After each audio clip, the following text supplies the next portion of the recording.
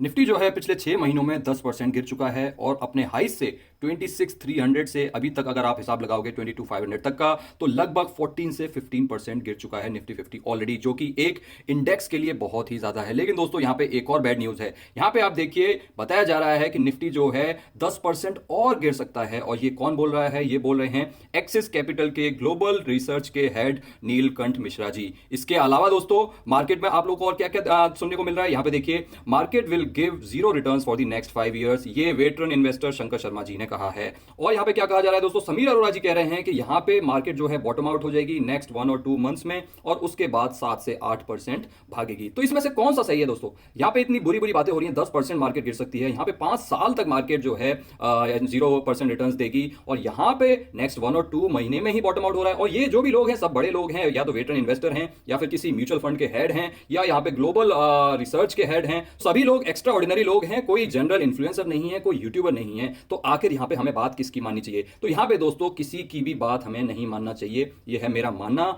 मेरा मानना यह है कि मार्केट में जितने मुंह उतनी ही बातें होती हैं, और एक्चुअल में किसी को नहीं पता है कि मार्केट कितना गिरेगी या फिर कितना भागेगी। सबको अपना हक है अपना व्यू शेयर करने का, और सब लोग अपना व्यू गुड फेथ में शेयर कर रहे हैं, मोस्टली गुड फेथ में शेयर कर रहे हैं, कहीं पे बैड फेथ भी हो सकता है। लेकिन एक्चुअल में अगर मैं आपको सच्चाई बताऊं तो किसी को भी नहीं पता है कि मार्केट कितना गिर सकती है और कितना भाग सकती है, इंक्लूडिंग मी, और जो भी नाम पीछे आप लोगों ने देखे या फिर आप जो भी न्यूज में पढ़ते रहते हो। एक्चुअल में किसी को नहीं पता है कि मार्केट कितनी गिर सकती है। तो यहां पे इंपॉर्टेंट क्या है दोस्तों? इंपॉर्टेंट ये नहीं है कि हमें ये पता लगाएं कि मार्केट कितना गिर सकती है, इंपॉर्टेंट है कि हम किस स्टेज पे क्या एक्शन लेते हैं, वो सबसे ज्यादा इंपॉर्टेंट हो जाता है। फिलहाल अगर आप वीकली कैंडल पे देखेंगे निफ्टी 50 पे, तो आपको क्या देखने को मिल रहा है कि मार्केट जो है 26,200 के आसपास से यहां तक गिरती चली गई है। लेकिन दोस्तों ये गिरता चला गया है मार्केट, आपको दिख रहा है ये जो यहां से एकदम स्ट्रेट लाइन में रैली आई थी, आपको नहीं दिखी? जब मार्केट इतना ज्यादा एक स्ट्रेट लाइन में भाग सकती है तो यहां पे इतना क्यों नहीं गिर सकती है? आप मुझे बताइए। अगर भाई ये इस तरीके से नहीं गिरेगी और ऐसे ही चलती चली जाएगी, तो निफ्टी तो हर साल डबल होता चला जाएगा, जो कि बिल्कुल भी प्रैक्टिकल नहीं है, पॉसिबल नहीं है। तो ये जो उतार चढ़ाव है ये तो जरूरी है मार्केट में, लेकिन लॉन्ग टर्म ट्रेंड अगर आप देखोगे निफ्टी का, ये मैंने मंथली चार्ट लगा लिया है। यहां पे आप देखिए, ये बहुत लंबा डेटा है, 2025 2010 से भी पहले का डेटा है, यानी कि 15-20 साल हम देख रहे हैं। अब यहां पे आप देखोगे 15-20 साल में, तो ये देखिए आपको क्या देखने को मिल रहा है, अल्टीमेटली क्या देखने को मिल रहा है। अगर मैं इसको स्मूथ आउट करूं इसको, तो ये क्या नजर आ रहा है आपको? एक कांस्टेंट ट्रेजेक्ट्री यहाँ पे अपवर्ड ट्रेजेक्ट्री नजर आ रही है या नहीं नजर आ रही है? इसका मतलब क्या है? इसका मतलब ये है कि अगर आपका होराइजन थोड़ा सा बड़ा है, अगर आप लंबे समय के खिलाड़ी हैं, अगर आप थोड़ी सी लॉन्ग टर्म पिक्चर देखते हैं, तो ये जो बीच में जो गिरावटें आती हैं, ये सब सिर्फ नॉइज हैं, और आपके लिए ये सिर्फ और सिर्फ एक अपॉर्चुनिटी है। यहाँ पे आप देखिए, इवन जो कोविड का फॉल है वो कितना ज्यादा इनसिग्निफिकेंट नजर आ रहा है, और इस फॉल को तो आप देख भी नहीं पा रहे होंगे, और इसके पहले भी जो फॉल्स आए हैं वो आपको नजर भी नहीं आ रहे हैं। आप सोच रहे होंगे मैं जूम आउट करके लाया हूं इसलिए नजर नहीं आ रहे हैं, तो आप इसमें थोड़ा सा जूम इन कर सकते हो। जब आप जूम इन करोगे तो आपको एक कोविड का फॉल जो है वो थोड़ा सा बड़ा लगेगा, उसके अलावा बाकी सारी चीजें जो हैं इनसिग्निफिकेंट नजर आ रही हैं। इसका मतलब ये है कि जिसका होराइजन बड़ा है उसके लिए ये बीच में जो उतार चढ़ाव आ रहे हैं ये सब इनसिग्निफिकेंट हैं। अल्टीमेटली उनको ये जो स्मूदन आउट ये जो ट्रेजेक्ट्री है ये देखनी चाहिए, इंडिया की ग्रोथ स्टोरी पे भरोसा रखना चाहिए, और निफ्टी जो है लॉन्ग रन में इस तरीके से चलेगा, इस पे विश्वास रखना चाहिए। और यहाँ पे इतने सालों का हमने डेटा देखा है, कहीं पे भी ऐसा नहीं है कि गिरावटें नहीं आई हैं, इस तरीके से नहीं भागा है निफ्टी, हमेशा गिर गिर के आप इस तरीके से देख सकते हो, इस तरीके से भागता है। अब चाहे वो ऐसे हो सकता है या ऐसे भी हो सकता है, लेकिन अल्टीमेटली जो आपको स्टार्ट और एंड देखने को मिलेगा वो इस तरीके से देखने को मिलेगा। ये मैं आपको बता रहा हूं जिससे कि आपका फोकस शॉर्ट टर्म से हट करके थोड़ा सा लॉन्ग टर्म की तरफ जाए, और आप अपने डिसीजंस थोड़ा सा अच्छे से ले पाएं। हाँ, वो बात अलग है कि आप सिर्फ और सिर्फ शॉर्ट टर्म के ही खिलाड़ी हैं, शॉर्ट टर्म ट्रेडर हैं, इंट्राडे ट्रेडर हैं, या फिर पोजिशनल ट्रेडर हैं, तो ये सारी बातें आपके लिए इंपॉर्टेंट नहीं है। लेकिन मैं लॉन्ग टर्म इन्वेस्टर से बात कर रहा हूं, जो यहाँ पे घबराए हुए हैं, जो अपनी सिप को बंद कर रहे हैं, जो अपनी इन्वेस्टमेंट में बढ़ाने की जगह कुछ बाय करने की जगह यहाँ पे बेचने की सोच रहे हैं। मैं उन लोगों से यहाँ पे बात कर रहा हूँ कि यहाँ पे अगर आप देखोगे लॉन्ग रन में ये सारी सिर्फ नॉइज है। लेकिन यहाँ पे दोस्तों एक स्टडी की गई थी, उसके बारे में मैं आपके साथ और शेयर करना चाहता हूँ। यहाँ पे आप देखिए, ये क्या कहता है कि अगर आपने यहाँ पे 34 ईयर का पीरियड एनालाइज किया है, कि अगर आपने मार्केट में पिछले 34 साल में टॉप 20 डेज अगर मिस कर दिए, तो आपके जो रिटर्न्स हैं वो आधे हो जाएंगे, आधे हो जाएंगे। इसका मतलब क्या है कि पिछले 34 सालों में मार्केट जो है किसी दिन 1%, किसी दिन 2%, किसी दिन 3%, अगर टॉप 20 डेज उठाओगे, लेट्स से वो टॉप 20 डेज जो हैं 3%, 4%, 3%, 4% इस तरीके से आते हैं, अगर आपने वो मिस कर दिए तो आपके 34 ईयर्स में जो रिटर्न्स आएंगे वो आधे हो जाएंगे। यानी कि मार्केट में होल्ड करने में ही वेल्थ क्रिएशन है। अगर आपने इनमें से कोई दिन मिस कर दिया तो आपके रिटर्न्स काफी ज्यादा कम हो सकते हैं। और एक और एनालिसिस मैं आप लोगों को दिखाता हूं, यहां पे आप देखिए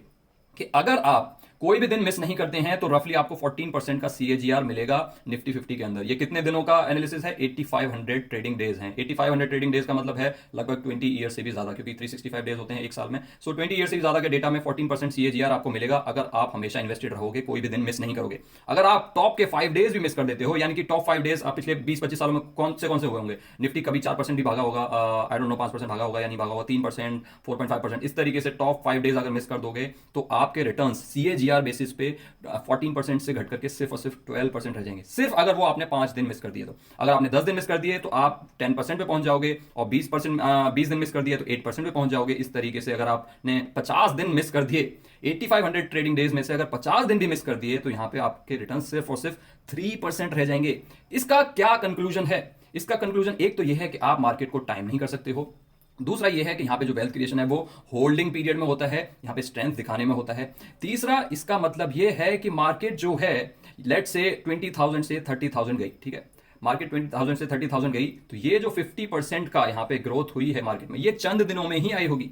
अगर ऐसा जो है लेट से 10 सालों में हुआ है, या 50% रिटर्न मार्केट कितने सालों में दे देगी? 5 सालों में मान लेते हैं। लेट से कि 5 सालों में मार्केट 20,000 से 30,000 जाती है, तो इसमें से जो 50% रिटर्न हैं ये टॉप के 20-30 डेज में ही हो जाएंगे, क्योंकि किसी दिन मार्केट जो है 1 सेकेंड 3% भागेगी, किसी दिन 4%, किसी दिन 5%, किसी दिन 2%, किसी दिन 3%। अगेन टॉप के दिनों में तो यही आना चाहिए, 1% वगैरह तो आएंगे नहीं। तो ये मेजर जो डेज हैं यही सबसे ज्यादा कंट्रीब्यूट करेंगे निफ्टी के रिटर्न्स में। उसके अलावा तो मार्केट किसी दिन 0.5 भागती है, किसी दिन 0.5 गिर जाती है, फिर 0.2% भागती है, 0.3% गिर जाती है, इस तरीके से चलती रहती है मार्केट। किसी किसी दिन ही बड़ी बड़ी कैंडल्स बनती हैं, और ये कैंडल्स अगर मिस हो गई आपसे तो आपके रिटर्न्स किस तरीके से कम हो जाएंगे। ये सारे फैक्चुअल चीजें हैं जो स्टार्टिंग में मैंने आप लोगों को दिखाया, वो सबके व्यूज थे, अपने व्यूज थे, अपनी गट फीलिंग थी। ये जो है ये fact based data based analysis में आप लोगों को दिखा रहा हूं कि कितना इंपॉर्टेंट है यहां पे उन दिनों को मिस ना करना।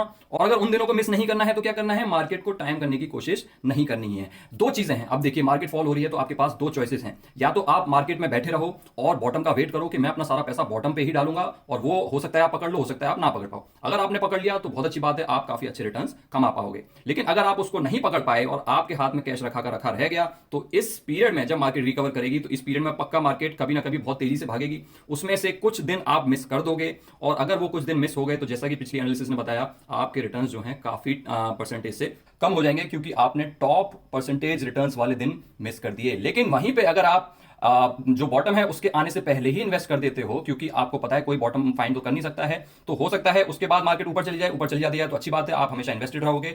जो टॉप के दिन होंगे उनको आप मिस नहीं करोगे और आपके रिटर्न्स कम नहीं होंगे। लेकिन यह भी हो सकता है कि बॉटम उसके काफी नीचे हो जब आप इन्वेस्ट कर रहे हो, तो हो सकता है उसके बाद मार्केट और भी गिरे। लेकिन आपको उससे क्या करना है भाई? आपको तो बॉटम पे खरीदना ही नहीं है। अगर आपने पैसे डाले और वहां से मार्केट और भी गिर जाती है तो आपको तो जस्ट वेट एंड वॉच करना है, आपको उसकी चिंता करनी ही नहीं है। आपको तो बस मेक श्योर करना है कि मेरा पैसा उन सारे दिनों में लगा हुआ हो जब मार्केट बहुत ज्यादा तेजी से भागती है। 3-4% जब भी मार्केट भागती है, बहुत ही कम दिन होते हैं ये, आपने अभी देखा ही होगा इतने सालों में कितने कम दिन थे, बहुत ही ये कम दिन होते हैं। लेकिन उन दिनों में मेरा पैसा लगा होना चाहिए, आपका गोल ये होना चाहिए, तभी आपके रिटर्न्स अच्छे आएंगे। अगर आप पहले भी पैसा डाल देते हो, बिल्कुल बॉटम पे नहीं भी डालते हो, तभी भी you would be in a much better position than holding the cash in hand and missing this opportunity.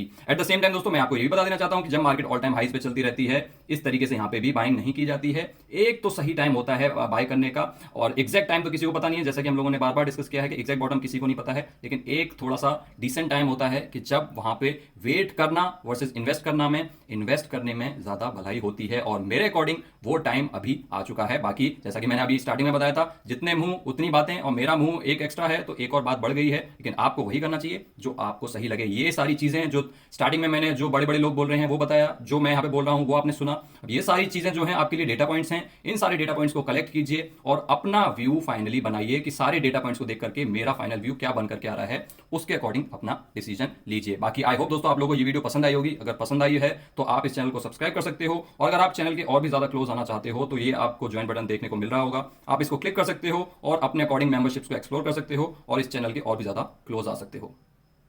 Thanks for watching guys, I will see you next time.